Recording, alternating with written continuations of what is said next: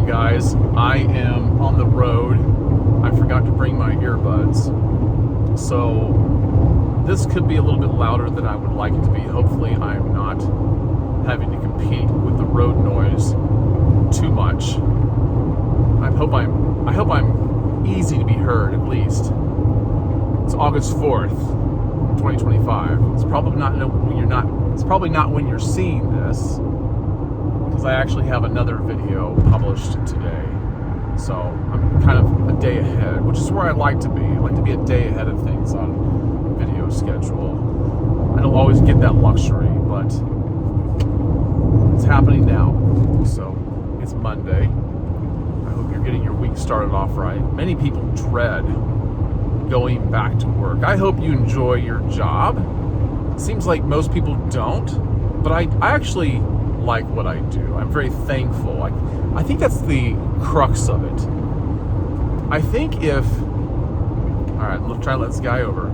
Just go ahead and get over. I think one of the ways to enjoy what you do is first of all to just be thankful for the opportunity of being able to do it. You know what I'm talking about? Yeah, there are people who just, they can't be grateful for what they have, and I feel for those people, because I don't think they actually know what they're missing. I've had a lot of bad jobs. I've lived in a lot of undesirable places. I've gone through experiences much like you that I would not want to go through again. But life has given me many things to compare other things to, and that would include different kinds of jobs. Terrible jobs. I remember I was so desperate for a job one time. I went to one of these day labor places, and they said, "We want here, give you an address. We want you to go here." Okay, that's fine. I just felt fortunate. I need to get over here. I just felt fortunate that I could get some money that day. And I went to this place. I can't remember where it was at. I know the general area, but they wanted me to move boxes off of this truck. And so they threw me in with a couple of other guys, and I was like, why are those boxes soaked? And why does the soaked boxes look dark, like almost red? Turns out they were moving dismembered body parts in boxes. Don't ask me why. Don't ask me how, because I don't know the answer to that.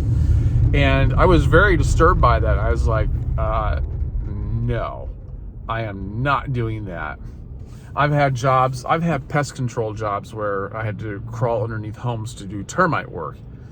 Crawl underneath homes, and there was snakes and rats, and yeah. Going up in attics, the same thing. Not snakes, but the rats.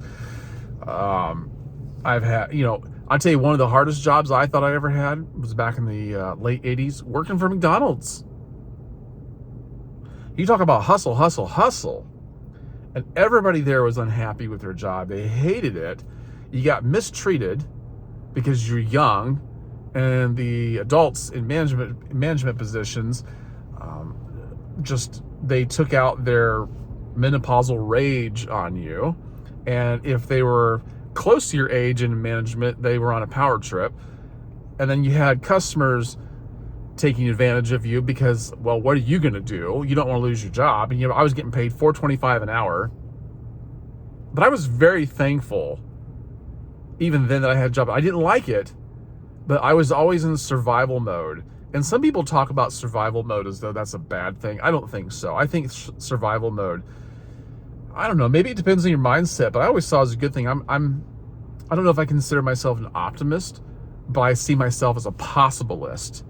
Like what could I get from this? What's the greatest advantage I could derive from my experience I'm currently going through?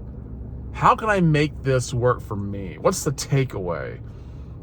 And so I really have really cultivated that over the years. I know there are people that do what I do in my department, and they don't necessarily like their job. And they're always like, they asked me how long I've worked there, and I told them, over 20 years. And I go, I don't know how you do this. I'm like, do you understand how good things are here? Maybe not. Maybe they just haven't had the same experiences. And one thing I've noticed about a lot of people, and I noticed it's not a generational thing. It's not. It's not, the young people these days.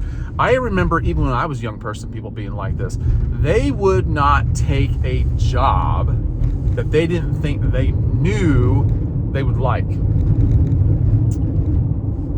They wouldn't take a job that they felt was beneath them. I remember dating girls who were out of a job, and I'd try, and they would be upset about it. I'd say, well, go to McDonald's, go to Walmart. I'm not doing that. I'm not working a place like that. Okay, I guess you're not hungry enough. Don't get me wrong. I do think you should aspire to possibly lofty ideas. But when people are counting on you, and when you need to count on yourself, I think that you should be willing to consider a lot of options. And I remember that was even going on my day, and it's still going on. I think it's probably always gone on. I read classic literature. Not in great volumes, but I do read classic literature. Dickens, Thomas Hardy, things like that. And even those writers speak of people like back in the 1800s that were like that. I'm not kidding. So this has always been a problem. All I know is I'm thankful that I have a job. I'm thankful that I have an income. I'm thankful that even though everything in my life is not right, I can get up on Monday morning and I can count on this job. Provided I don't screw myself over somehow. But it's just, to me, it's something I've learned over the years. You don't enjoy a job first and then become thankful for it. Learn how to be thankful for what you have, and allow that to enable you to enjoy what you do. Gratefulness is a powerful tool. And I don't think it's one that a lot of people understand. Comparison, some people say comparison is a thief of joy. Yes, I think that comparison is a thief of joy when you're comparing yourself to other people. But I'll tell you what, when comparison really works for you is when you've had enough bad experiences in life that you can look at where you're at the moment and go, well, it's not as bad as that time. It's not as bad as that job. It's not as bad as that person. And at least I make better money than I did then. At least I have a little more sense than I did at that time. And that goes a long, long ways. It really does. Be grateful so that you can enjoy your current existence. I've often thought to myself, and I've thought these things through quite a bit. I've read books. I'm trying to preface something here. I've read books about Christian martyrs or people who were thrown in prison unjustly, or whatever the case might be. You know these kinds of stories. And there's a number of good stories out there about people who were thrown in prison and overcame, had a spirit of overcoming. And they actually enjoyed where they were. And that has always influenced me. I've always thought to myself, it's remarkable that people could still smile, because people could still be friendly and be empathetic to others in chains. They could still sing. I think of Paul and Silas in prison. They could, I think of men who were unjustly accused of a crime and years later were proven innocent and let out of prison, and they tell their story. It's a story of, I knew I was going to overcome. I didn't feel sorry for myself. I sought ways to dig myself out of the hole, and I reached out to others, and they exemplified good behavior through a positive attitude. There's so much I could say about this. I'm trying to keep this short, but here's the thing. These are people who could pin their shoulders back. They could unruffle their furrowed brow. They could put a smile on their face. And this is something that's hard for a lot of people, but I'll tell you what, it's a very manly thing to do. And people will oftentimes talk about men who are living in an environment that is beating them up. And you see this on social media. That man is actually sad on the inside.